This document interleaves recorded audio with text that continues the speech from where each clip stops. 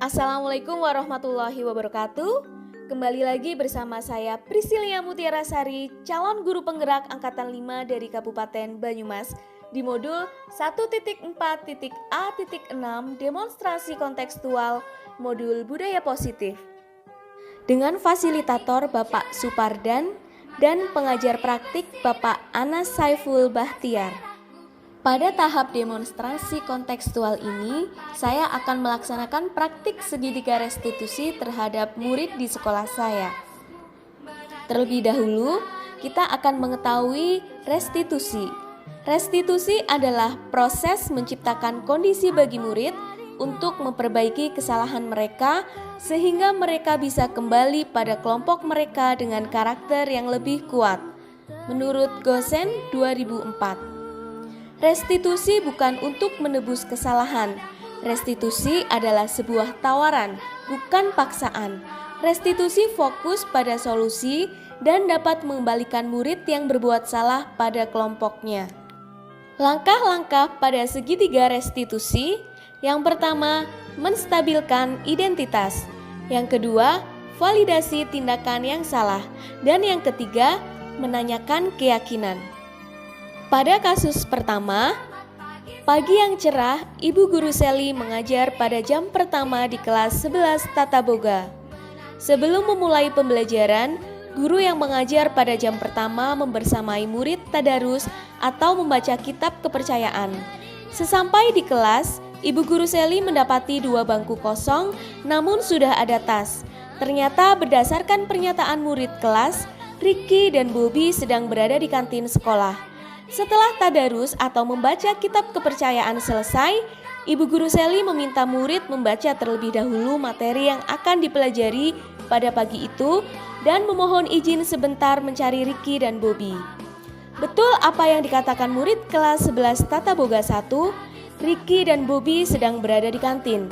Ibu Guru Seli pun meminta agar Ricky dan Bobby segera kembali ke kelas untuk mengikuti pembelajaran dan meminta keduanya menemui di ruang Ibu Guru Seli pada jam istirahat pertama. Ibu Guru Seli pun menegur penjaga kantin agar pada saat pembelajaran mengingatkan murid untuk tetap berada di dalam kelas.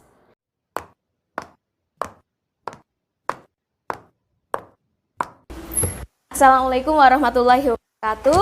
Waalaikumsalam warahmatullahi wabarakatuh. Selamat pagi anak-anak. Pagi, Bu. Apa kabar hari ini? Baik, Bu. Ibu bagaimana kabarnya?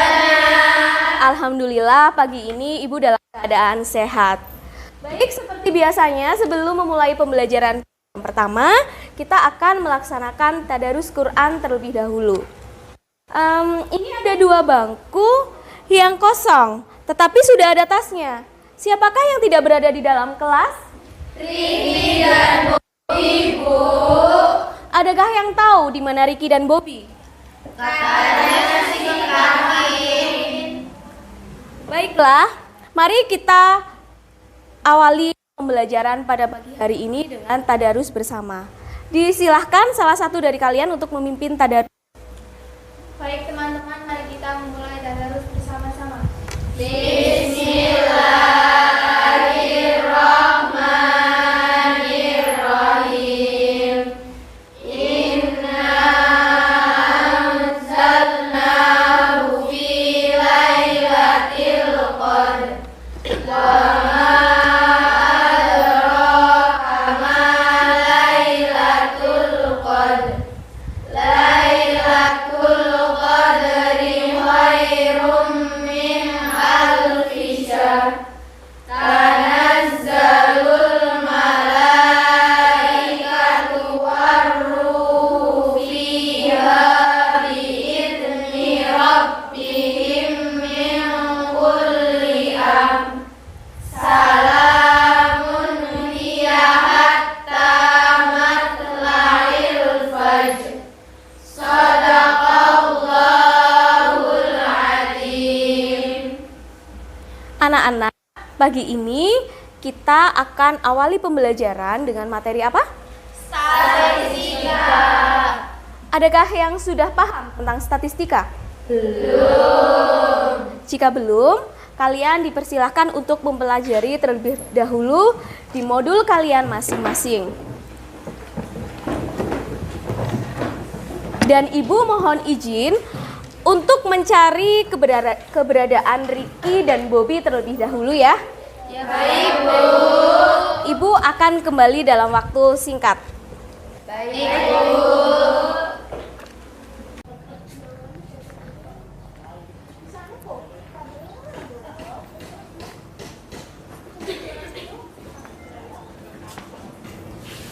Ricky, Bobby, kalian ada di sini. Bu Seli, maaf Bu. Sekarang kembalilah ke kelas kalian untuk mengikuti pembelajaran. Iya Bu, maaf Bu. Maaf.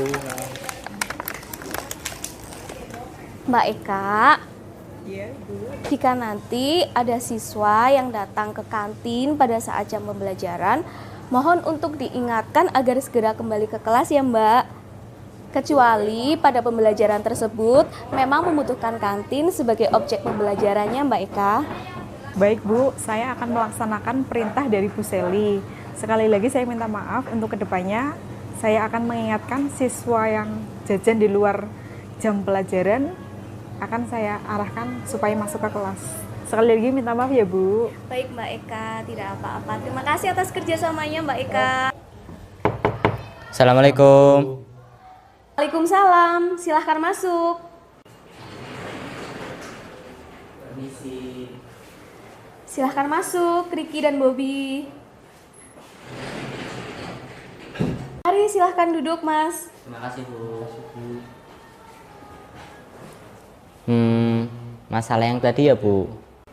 Ricky, Bobby, di sini Bu Seli tidak mencari siapa yang salah dan tidak akan fokus pada kesalahan kalian. Bu Seli hanya ingin mengetahui alasan kalian kenapa melakukan hal seperti tadi. Iya Bu.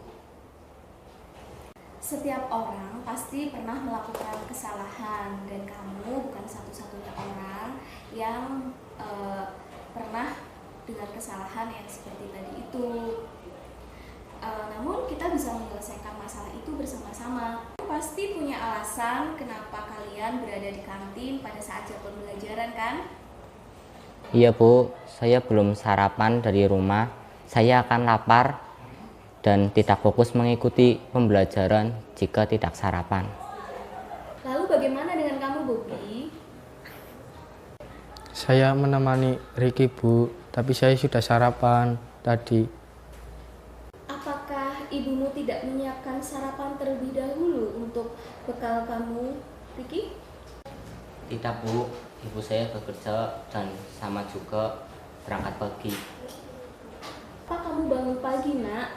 Lalu berapa lama perjalanan dari rumah ke sekolah? Saya bangun pukul 5.30 dan waktu tempuh ke sekolah 20 menit Bu. Saya akan bangun lebih awal dan bersama ibu memasak terlebih dahulu supaya saya bisa sarapan sebelum berangkat ke sekolah.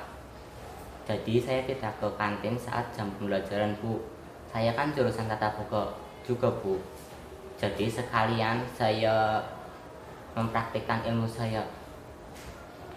Bagus sekali.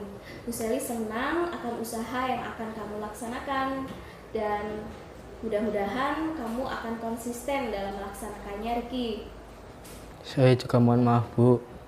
Lain kali kalau ada teman yang mengajak meninggalkan jam pembelajaran, saya ingatkan. Ibu hargai usaha kalian. Sekarang kembalilah ke kelas. Terima kasih Bu. Assalamualaikum warahmatullahi wabarakatuh. Nama saya Ricky. Perasaan saya setelah melakukan praktik segitiga restitusi merasa senang dan saya menyadari bahwa sebagai murid harus melaksanakan keyakinan kelas yang sudah dibuat dan disepakati bersama. Saya juga lebih memahami bahwa segala tindakan harus dipikirkan dampaknya, serta saya dapat menemukan solusi terbaik untuk permasalahan-permasalahan yang ada tanpa merasa terhakimi, namun solusi tersebut timbul dari dalam diri saya sendiri. Terima kasih. Wassalamualaikum warahmatullahi wabarakatuh. Kasus kedua. Malam hari pukul 22 ada kabar melalui WhatsApp grup dari beberapa bapak ibu guru yang menanyakan berita libur dalam rangka persiapan penerimaan tamu ambalan yang beredar di grup kelas murid. Menanggapi hal tersebut, kepala sekolah segera memberi konfirmasi bahwa berita tersebut tidak benar. Keesokan paginya, ada 2 murid yang menemui Bu Nanda sebagai wali kelas untuk memberitahukan bahwa yang membuat dan menyebarkan berita tidak benar yang sempat membuat kegaduhan warga sekolah adalah keduanya. Mereka menyadari bahwa apa yang mereka lakukan adalah salah serta melanggar keyakinan kelas dan sekolah. Mereka meminta maaf dan berjanji tidak akan mengulanginya lagi serta membuat kesepakatan yang ditandatangani keduanya dan wali kelas serta kesiswaan. Apa kabar Yani dan Afifah? Alhamdulillah baik, Bu. Lama tidak berjumpa dengan Bu Nanda. Adakah sesuatu hal yang ingin disampaikan kepada Bu Nanda? Ada yang mau diceritakan tentang permasalahan berita hoax yang libur. Bisa diceritakan bagaimana secara jelasnya? Bisa. Pas malam hari lagi cerita sama kakak kelas, lagi ngobrol, kumpul gitu. Terus menceritakan lagi ngobrol tentang PTA setelah PTA libur atau enggak. Terus kakak kelas ada yang bilang kayaknya libur deh, kayak kan gurunya juga ngertiin gitu. Terus Afifah saat itu lagi tidur. Terus Afifah bangun bilang besok libur gitu. Terus ada teman-teman yang lain bilang iya besok libur, ada yang ketawa ada yang enggak ketawa. Terus setelah jam 11 malam mau tidur, dia minta surat pernyataan bahwa besoknya libur. Terus saya bikin surat itu, terus saya ngirimin ke Latifah karena dia mintanya ke Latifah. Terus Latifah ngirim ke Afifah. Setelah dibaca oleh Afifah menyebarkan ke grup Kelas saya dan semuanya tahu bahwa besok libur. Terus mungkin salah satunya ada yang menyebarkan ke teman-temannya bahwa besok libur. Baik. Kemudian kalian merasa apa sih sebelum melakukan hal tersebut? Apa yang kalian rasakan? merasa senang karena bisa ngeprank si Afifah. Itu tujuannya ngeprank ya? Iya, ngeprank. Pengennya ngeprank gitu? Iya. Kemudian setelah berhasil ngeprank gimana? Senang karena ya berhasil, tapi ada yang nggak senang juga karena menyebar gitu. Oh gitu. Jadi setelah buat berita hoax tersebut, kemudian berhasil ngeprank Afifah, dan lalu berapa lama kalian tahu kalau berita hoax tersebut menyebar ke seluruh warga sekolah? 1 jam. 1 jam? Iya, 1 Nah, jam. setelah 1 jam berita hoax tersebut menyebar, kamu merasa seperti apa? Khawatir.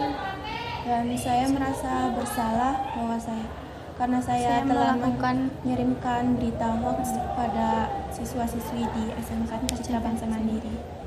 Berarti kalian merasa khawatir dan merasa bersalah karena telah membuat berita hoax ya? Iya.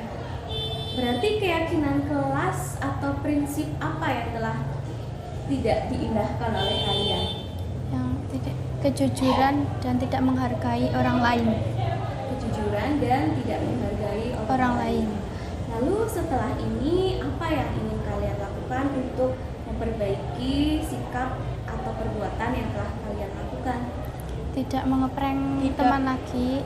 Tidak mengulangi apa yang kesalahan telah kami lakukan, dan akan memperbaiki diri lagi, dan akan selalu bersikap jujur kepada teman-teman dan semuanya. Gitu. Setelah kalian menjadi orang yang jujur dan menghargai orang lain, tentu kalian akan merasa apa?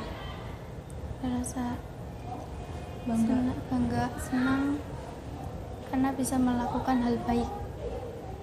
Oke, baik. Kemudian adakah lagi yang ingin kalian lakukan jika kami melakukan hal yang sama, kami akan menerima konsekuensi. Assalamualaikum warahmatullahi wabarakatuh. Saya Yani, perasaan saya setelah melakukan praktik segitiga restitusi lebih memahami bahwa segala tindakan harus dipikirkan dampaknya, serta saya dapat menemukan solusi terbaik untuk permasalahan-permasalahan yang ada tanpa merasa terhakimi, namun solusi tersebut timbul dari dalam diri saya. Terima kasih. Wassalamualaikum warahmatullahi wabarakatuh. Demikian pemaparan saya. Terima kasih. Salam sehat dan bahagia. Salam guru penggerak.